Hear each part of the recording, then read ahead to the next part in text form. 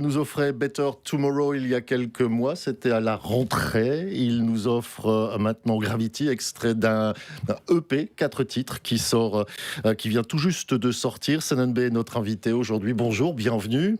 Merci de m'accueillir encore une fois. Derrière Senan B se cache Marc Pinilla. Suarez, qu'est-ce qui s'est passé ? Il s'est passé que Suarez terminait une tournée cet été et il y avait un petit break. Il se passait aussi que moi j'avais des chansons qui traînaient dans un tiroir depuis 3 ans et qui me tenaient à cœur en fait, qui m'ont toujours plu. Et je me suis dit pourquoi pas se restimuler, se re-challenger, essayer de créer un projet sans pour autant tout détruire du côté de Suarez, parce que Suarez continue. Et je me suis dit je vais monter un projet de pop anglo-saxonne, c'est la pop qui m'a bercé adolescent, et j'ai décidé de monter Senan B, donc un projet de Britpop qui est la musique qui m'a bercé en fait. J'ai l'impression que c'est complètement effectivement différent de Suarez. Là, c'est sûr et certain, vous n'allez pas marcher sur les pieds du groupe. Mais pourquoi avoir choisi justement l'anglais ? Mais la plupart des gens commencent par l'anglais parce que c'est vachement plus simple de s'exprimer dans une langue qui tolère l'imperfection. Les anglo-saxons sont moins exigeants sur la poésie, sur tout ça, et donc du coup la plupart des jeunes chanteurs commencent en anglais, ils font un genre de yaourt en anglais, et puis ils se rendent vite compte qu'avoir un propos et tout ça c'est quand même important, et ils vrillent en français. Moi j'ai fait le chemin inverse en fait. J'ai commencé en français, je me suis acharné à faire des chouettes textes et essayer de faire de la bonne chanson française, et là j'ai juste envie de relâcher et être dans la musicalité anglo-saxonne qui tolère un peu de flexibilité sur le texte, et juste de profiter en fait de cette musique, quoi. Et tu aurais pu jouer sous le nom Marc Pinilla, parce que ouais, mais ça je voulais pas. Je voulais pas parce que déjà je trouve que c'est moche en fait. Je trouve que Marc Pinilla, ça sonne pas très merci papa, merci maman. Ça sonne pas très Britpop, mais et en plus je voulais aussi un genre, d'ailleurs c'est le nom de l'EP que j'ai sorti, c'est un reset. Je voulais pas qu'il y ait d'a priori ni positif ni négatif sur le projet, donc appeler le projet Marc Pinilla, c'était directement dire tiens, c'est le chanteur de Suarez, tandis que lui donner un nom anonyme, les gens le sauront quand même que c'est moi, mais je me cache derrière une entité, et en même temps c'est une façon aussi de dire que Senan B c'est pas que moi en fait, c'est une aventure collective, on est écrit à plusieurs. Sur scène, il y aura de la scène, il y a un groupe.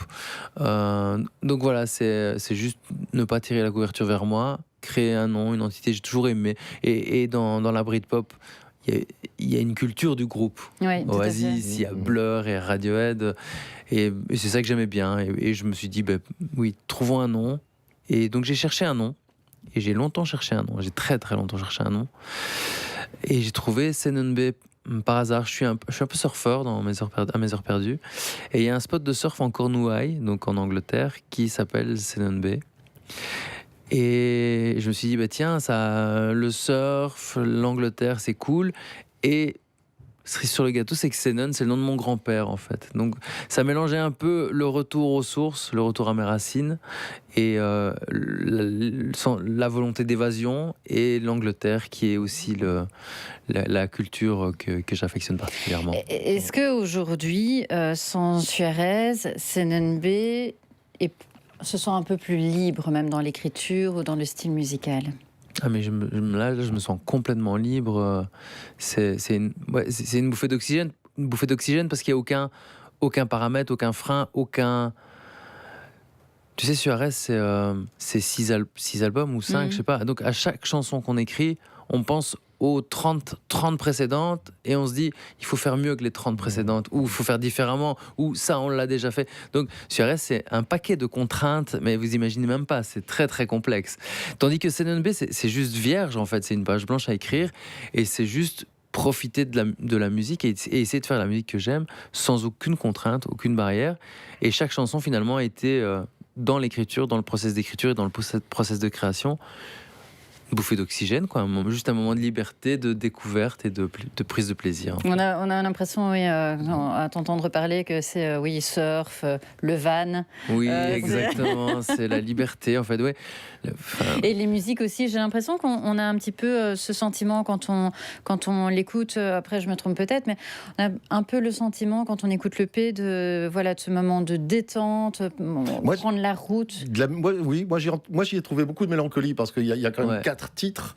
Le seul qui soit vraiment rock, c'est Gravity. Gravity. Les autres sont très très beaux. Everything Dies. On entend les cordes. Tout le long du morceau. Mais c'est ça, moi je me vois bien au volant justement de ton van en train de rouler, partir.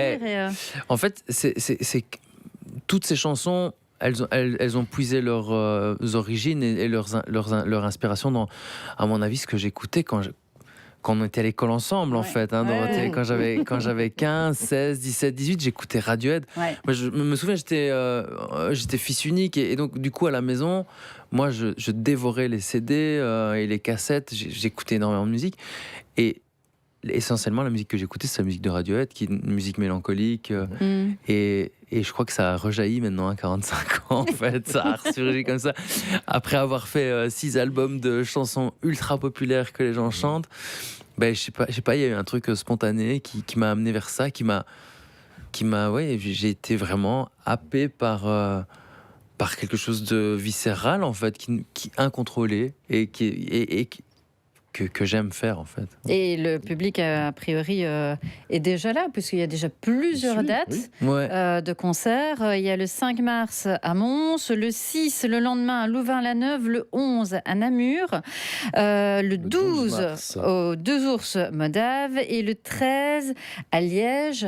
C'est déjà plein de dates qui sont... c'était une volonté. Le rock et la Britpop, ça va pas sans le live, déjà. Et un nom de groupe et un groupe, ça va pas sans le live. Et moi, je ne fonctionne pas sans le live. On vit à une époque où il y a trop de réseaux sociaux. En fait, finalement, on ne diffuse maintenant que virtuellement la musique et je peux pas concevoir que la musique, ça soit ça. Donc, j'ai vraiment pris... le pli de monter un groupe et de demander à mon tourneur d'organiser une tournée de concerts. Et prendre le risque d'avoir des salles qui soient peut-être pas trop remplies, mais en tout cas, je fais tout pour qu'elles se remplissent. Et ce sera vraiment une ambiance un peu british, comme ça sera scène. Complètement british. J'ai un batteur qui est un batteur de métal. J'ai un guitariste de rock, punk rock. Et j'ai une bassiste de jazz fusion, donc c'est un band complètement hybride et j'adore parce que c'est et ils sont tous très jeunes en plus, donc ils amènent un vent de fraîcheur. Enfin, c'est super cool. Et voilà. C'est le risque que je voulais prendre, c'était de me dire allez, fais une tournée et puis tu verras. Parce qu'une tournée de Suarez, je sais comment ça se passe. On l'a fait pendant 20 ans et pendant 20 ans, on ouvre des dates, ça se remplit, c'est sold out et c'est cool et tout le monde est content et on prend une coupe de champagne à la fin du concert. Là, c'est autre chose. C'est des nouvelles chansons que les gens ne connaissent pas, un nouveau projet où je sais pas qui est déjà au courant de ce nouveau projet. C'est pour ça que je fais des tournées promo et en fait, c'est comme si je me retrouvais il y a 18 ans à essayer de faire connaître ma musique. Il y a quand même une sacrée part d'excitation, non ? D'excitation, de peur, de crainte, d'envie. Mais il y a surtout beaucoup de plaisir parce que j'ai déjà fait ce chemin-là et je sais par où j'ai plus envie de passer, en fait. Voilà, j'ai envie de passer par la case plaisir tout le long, en fait. Voilà.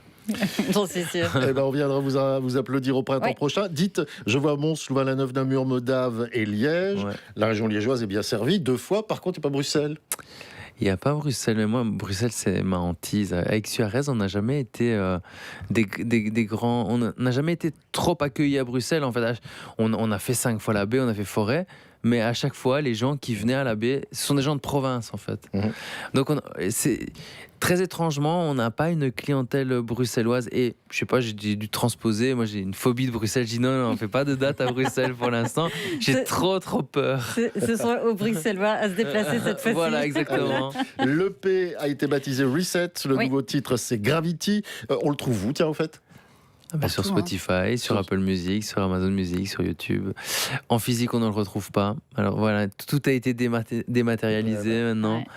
Ouais. J'aurais bien voulu faire un vinyle, mais le problème, c'est qu'il faut 4, 5, 6 mois pour obtenir le vinyle. Donc ça attendra. Il y a un album qui est prêt. Ça allait être la question. Voilà. Bon, il sort quand l'album? L'album, il sortira quand j'aurai compris qu'il y a des gens qui suivent et qui adhèrent au projet et qu'on sera suffisamment nombreux pour pouvoir lancer un album. Et là, on aura peut-être le vinyle alors.